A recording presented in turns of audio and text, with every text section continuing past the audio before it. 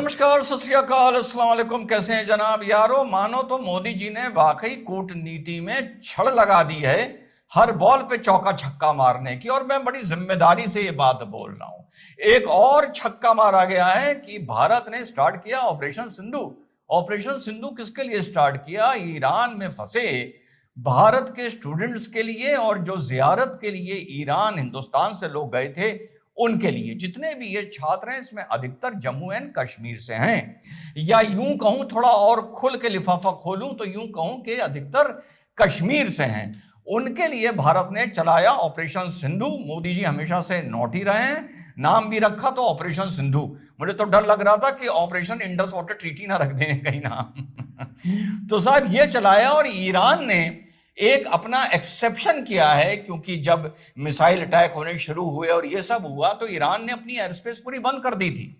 तो ईरान ने भारत की तरह भारत के लिए एक एक्सेप्शन किया, और भारतीय छात्रों को जो लगभग 1000 हैं उनको अलग अलग तरीके से, अभी तक आपको ये पता चल रहा होगा एयर कॉरिडोर खोला नहीं। थोड़ा सा जब डिटेल मैंने पढ़ा तो ये जो चैनल्स हैं ये पूरी बात नहीं बता पा रहे हैं। अलग अलग तरीके से भारतीय छात्र कुछ तो पहले तेहरान से मशाबाद पहुंचे, उसके बाद कुछ तेहरान से आर्मीनिया पहुंचे, और जो मशाबाद पहुंचे वो उनका बॉर्डर लगता है तुर्कमेनिस्तान से, वो पहुंचे अशखाबाद एयरपोर्ट, इंटरनेशनल एयरपोर्ट तुर्कमेनिस्तान का। वहां से इनको उठाया गया है। एक फ्लाइट भारत ने मशाबाद भेजी है, वहां से उठाया गया है, और आर्मीनिया से हमारे स्टूडेंट्स उठाए गए हैं। आर्मीनिया याद आया, 36 का आंकड़ा किसके साथ? नए खलीफा तुर्की के साथ, जिसको भारत ने पिनाका मिसाइल्स की पहली जो हमारी सेल हुई थी बड़ी इंटरनेशनल, वो आर्मीनिया को हुई थी। इनकी जंग चल रही थी, मैंने पहले आप लोगों को बताया था। मशाबाद आप लोगों को याद आया, ये बिल्कुल नॉर्थ ईस्ट में है ईरान के, और ये वही जगह है जहां पर इजराइल ने इनका एक रीफ्यूलिंग प्लेन ईरान का जाकर मारा था। पूरा ईरान पार करके इनका मिसाइल गया था सिर्फ एक प्लेन मारने के लिए।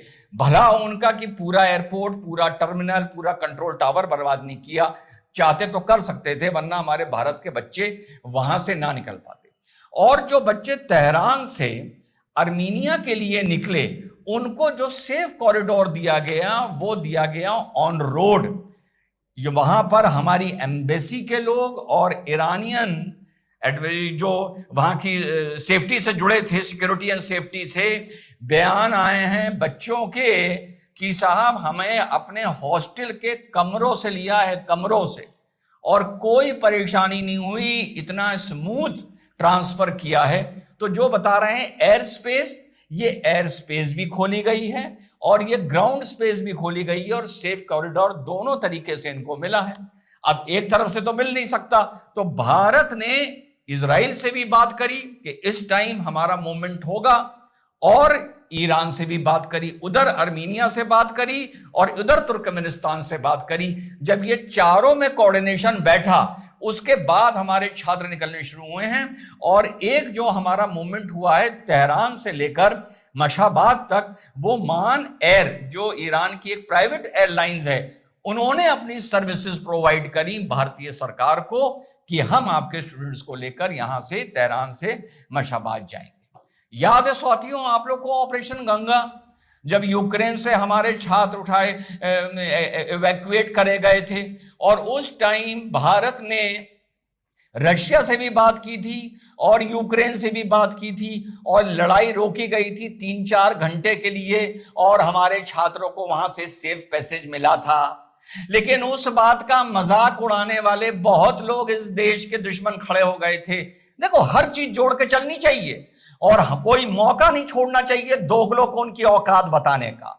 और कितने लोग मजाक उड़ाने के लिए मोदी के लिए खड़े हो गए थे कि भैया अपने मैटर सुलझा लो, तुम तो कहते हो यूक्रेन और रशिया की लड़ाई रुकवाई, छात्र निकलवाए।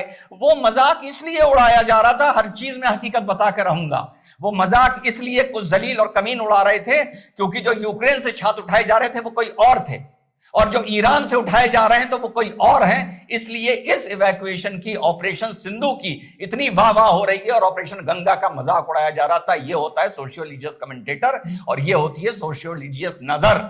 कि कोई मौका ना छोड़ो जलील को बताने का कि वो कितना जलील है। तो इतनी बड़ी कार्रवाई भारत ने साथियों कर कर दिखाई है। एक्सेप्शनल है, एक्सेप्शनल। चाहे यमन से किसी को उठाना हो, चाहे इराक से किसी को उठाना हो, चाहे यूक्रेन से किसी को उठाना हो, चाहे ईरान से किसी को उठाना हो, इस सरकार ने दिखाया है कि मौके पर वाकई 140 करोड़ एक हैं। और एक मोहतरमा का बयान आया, उनका बयान सुनिए, उन्होंने बड़ी तारीफ करी, सुनिए पहले। It was so smooth for us, मतलब कोई परेशानी नहीं अभी तक। जस्ट कि अभी हमें थोड़ी सी परेशानी सफर करनी पड़ रही है क्योंकि इनने हमारे लिए जो कश्मीर के बच्चे खासकर उनके लिए बसेस अरेंज की है। हाँ तो साहब सुना आपने, खास तौर से जो कश्मीर के बच्चे थे उनके लिए दिल्ली से बसेस का इंतजाम हुआ है। तो देखो बाजी, ऐसा है बहन, तुम छुआ के जा रही हो ना तो फिर हम भी छुआ जाएंगे। देखो गवर्नमेंट ऑफ इंडिया ने तुम्हें लाने की जिम्मेदारी ली थी, तुम्हें गोद नहीं लिया था। अब आजकल तो बड़ा ऑनलाइन ट्रांजैक्शन हो गया है, वो भी मोदी जी की वजह से। तो अपने अब्बा से कह के ऑनलाइन पैसा ट्रांसफर करवा लो ना अपने अकाउंट में, प्लेन का टिकट खरीदो, श्रीनगर चली जाओ। अरे भाई, जब तुम ईरान गई होंगी तो श्रीनगर से फ्लाइट तो होगी नहीं, जम्मू से भी नहीं होगी, या वो मुंबई से गई होगी, मुंबई से, या वो तुम दिल्ली से गई होंगी। तो तुमको तो सरकार वहीं तक लाके छोड़ेगी ना जहां से तुम उड़ के ईरान के लिए रवाना हुई थी। या तुमको अगर हॉस्टल के कमरे से लेकर सरकार आई है तो तुम्हें अपने श्रीनगर में अपने कमरे तक छोड़ने जाए क्या, तश्तरी में रखकर? तो देखो यार, एहसान फरामोशी इतनी सरकार की ना किया करो, इस आदत से बाहर आ जाओ। मौके मौके पे तिरंगा दिखाने से कुछ नहीं होता, तिरंगा दिलों में उड़ना चाहिए, लहराना चाहिए, फहराना चाहिए। ठीक, पहली चीज। दूसरी चीज, जब ये मामला शुरू हुआ था, मैंने ईरान के बारे में, एक भारत सरकार के बारे में एक बात बोली थी, वो आज आप लोग को थोड़ी सी 30 सेकंड की सुना दूं। लेकिन जियोपॉलिटिक्स के नजरिए से इस टाइम इंडिया का रोल भी बहुत ही सेंसिटिव हो गया है। हमास के अटैक के बाद इजराइल का जो समर्थन भारत ने किया था वो नैतिकता और डिप्लोमेसी दोनों के आधार पर था, जो हमास ने 7 अक्टूबर को हरकत वहां पर की थी। अब ईरान के साथ इंडिया का जो इक्वेशन है वो अलग है। ईरान के साथ इंडिया का वो इक्वेशन नहीं है जो हमास के साथ था। हमास के साथ तो कोई इक्वेशन ही नहीं था। और इधर इजराइल ईरान पर अटैक कर रहा है।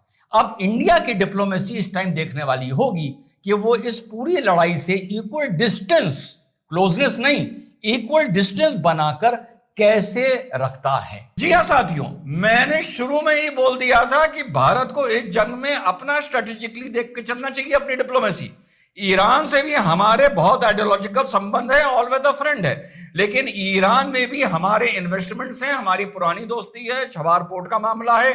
पाकिस्तान चाइना का जो इन्फ्लुएंस है उसको काउंटर करने के लिए इस रीजन में ईरान और इंडिया के आपस में अच्छे संबंध होने बहुत जरूरी हैं।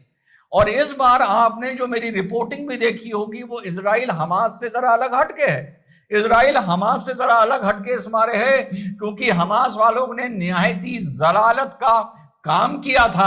हमास से तब भी नफरत थी, आज भी नफरत है और इंशाअल्लाह ताला कब्र तक नफरत रहेगी।